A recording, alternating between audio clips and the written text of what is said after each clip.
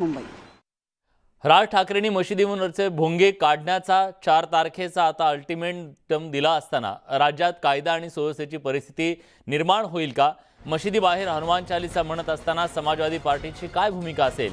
राज ठाकरेंच्या वक्तव्यावर समाजवादी पक्षाची काय भूमिका असेल? या संदर्भात अबू आझमी यांच्याशी आम्ही संवाद साधला। बघूयात अबू आझमी काय म्हणाले। समाजवादी पक्षाचे महाराष्ट्राचे अध्यक्ष आपल्यावर आहेत अबू आझमी। आपण थेट त्यांच्याकडून जाणून घेऊया।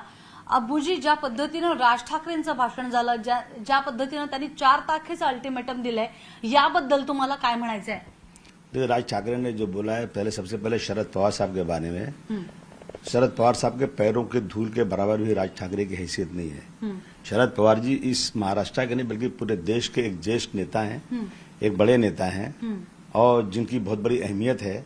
मैं पवार साहब से कहूंगा कि ऐसे भूखने वालों का मुंह बंद कीजिए। ये आप जैसे लोगों के खिलाफ बोलते हैं और ये संविधान के खिलाफ बोलते हैं। जब संविधान ने परमिशन दिया, सुप्रीम कोर्ट ने परमिशन दिया मस्जिदों पर लाउड स्पीकर लगाने का, तो ये होते कौन इस तरह से बात करने वाले?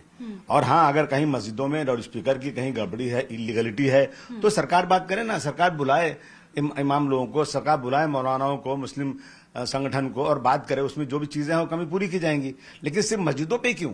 कि लाउड स्पीकर सिर्फ मस्जिदों पे नहीं बजता है, लाउड स्पीकर 50-100 जगह पे बजता है, जिसकी वजह से बहुत ज्यादा उसका पोल्यूशन होता है, ध्वनि पोल्यूशन होता है।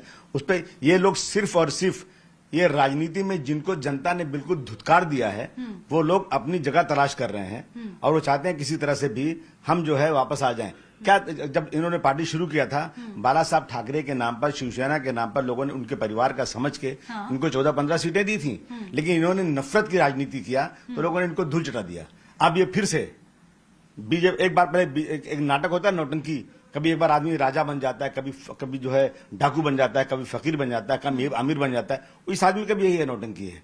एक तो भाषा में भी नौटंकी होती है इनकी, और दूसरे जो है ये कभी बीजेपी के खिलाफ बोलते हैं, जबरदस्त बोलते हैं, और फिर कभी बीजेपी के साथ चले जाते हैं। ये कभी झंडे में हरा रंग लगाते हैं, कभी निकाल देते हैं। तो ये थके हारे लोग हैं, इन पे ज्यादा तवज्जो देने की जरूरत ही नहीं। सरकार को इस पे कठोर कार्यक्रम करना चाहिए, कठोर कार्रवाई करना चाहिए। लेकिन जिस तरह से वो अल्टीमेटम दे रहे हैं, जिस तरह से वो सरकार को आगाह कर रहे हैं कि अगर आपने हमारी बात नहीं सुनी तो हम किसी की नहीं सुनेंगे, और अगर उसके बाद महाराष्ट्र में जो स्थिति पैदा होगी उसके लिए हम जिम्मेदार नहीं होंगे, इस तरह से राज ठाकरे ने साफ साफ बोला है। सरकार को उनके ऊपर सख्त कार्रवाई करना चाहिए। इस तरह से अल्टीमेटम देने का उनको कोई राइट नहीं है।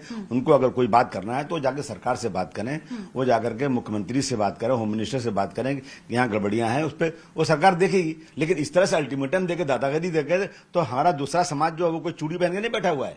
इस तरह से अल्टीमेटम देंगे तो उसका ईंट का जवाब पत्थर से देने की ताकत भी है, लेकिन सरकार पहले इसमें इंटरफेयर करना चाहिए। तो जो कि आपने कहा कि आपने चूड़ियां नहीं पहनी है, मतलब लोगों ने नहीं पहनी, वो भी ईंट का जवाब पत्थर से देंगे, तो आपको नहीं लगता कि राज ठाकरे के बयान के बाद महाराष्ट्र में शायद सुरक्षा को लेकर काफी मतलब तनाव पैदा हो सकता है? हो सकता है अगर सरकार ने इस पर कार्रवाई नहीं किया और इन्होंने आकर मस्जिदों के सामने दुगनी आवाज से अगर इन्होंने लाउड स्पीकर बजाया, तो मैं समझता हूं कि लोगों को गुस्सा आएगा।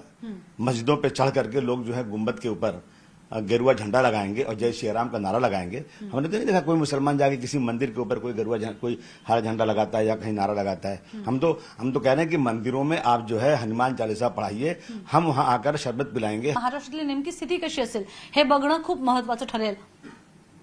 नवनाथसह स्वाती लोखंडे, न्यूज 18 लोकमत, मुंबई। यानंतर आणखीन एक महत्त्वाची बातमी येते। राज ठाकरे यांनी एक आवाहन केलेलं आहे। रमजान ईदच्या पार्श्वभूमीवर त्यांनी कुठल्याही प्रकारे उद्या रमजान ईदच्या निमित्तानं आपण आरती करू नये। राज ठाकरे यांनी मनसैनिकांना आवाहन केलंय की ईद सण आनंदाने साजरा व्हावा। अक्षय तृतीयेच्या निमित्तानं आरत्या करू नका, कोणाच्याही सणात आपल्याला बाधा आणायची नाहीये, अशा शब्दात त्यांनी हे आदेश दिलेले आहेत मनसेच्या सगळ्या कार्यकर्त्यांना। ईदच्या निमित्तानं कुठल्याही प्रकारे त्यांनी या बाधा येऊ नये अशी काळजी घ्यायचं सांगितलं। तुषार उपनवर आपले प्रतिनिधी आता आपल्यासोबत आहे। तुषार, विलास, अत्यंत महत्वपूर्ण आणि सूचक असं हे ट्विट आहेत। या ट्विट मधल्या ज्या 2 ओळी आहेत त्या 2 ओळी फार महत्वाच्या आहेत। एक म्हणजे त्यांनी या ट्विटमध्ये स्पष्टपणे म्हटलेलं आहे की मुस्लिम समाजाचा हा सण आनंदाने साजरा होऊ द्या, आपल्याला कुठेही या संदर्भातल्या आरत्या करू नका, हे त्यांनी म्हटलेलं आहे। तर दुसरी ओळ यामध्ये अजून एक महत्वाची आहे, भोंग्याचा विषय हा धार्मिक नसून सामाजिक आहे आणि त्याबाबत आपण पुढे नेमकं काय करायचं हे मी उद्या माझ्या ट्विटद्वारे सांगणार आहे. कारण की यापूर्वी काल त्यांनी सांगितलं होतं की 3 तारखेनंतर 4 तारखेला संपूर्ण राज्यभर मशिदीच्या समोर तुम्ही भोंगे डबल आवाजात लावा आणि त्या ठिकाणी हनुमान चालिसेचं पठण करा. मात्र आज या ट्विटचा सूर बदलताना आपल्याला पाहायला मिळतोय. त्यांनी आज ही भूमिका मांडताना स्पष्ट केलेलं आहे की नेमकं पुढे काय करायचं हे मी उद्या ट्विटद्वारे सांगणार आहे. त्यामुळे पुन्हा एकदा महाराष्ट्रातल्या मनसैनिकांना उत्सुकता लागलेली आहे किंवा उद्या राज ठाकरे नेमकं भोंग्याबाबत काय भूमिका घेणार याकडे सगळ्यांचं लक्ष लागलेलं आहे. कारण की कालची भूमिका अशी होती की 4 तारखेला संपूर्ण मशिदीवर या ठिकाणी लाऊडस्पीकर लावावा, आपले हनुमान चालीचं पठण व्हावी. मात्र आजच्या ट्विटमध्ये त्यांनी 4 तारखेला काय करावं याबाबत स्पष्ट केलेलं नाहीये. त्यांनी असं म्हटलेलं आहे की 4 तारखेला काय करावं याबाबत मी पुन्हा एकदा ट्विट करून सांगणार आहे. त्यामुळे राज ठाकरे नेमकं 4 तारखेला काय करावं या संदर्भात काय ट्विट करतात याकडे संपूर्ण राज्याचं लक्ष लागलेलं आहे. विलास, धन्यवाद तुषार, तुम्ही दिलेल्या सगळ्या सविस्तर माहितीबद्दल.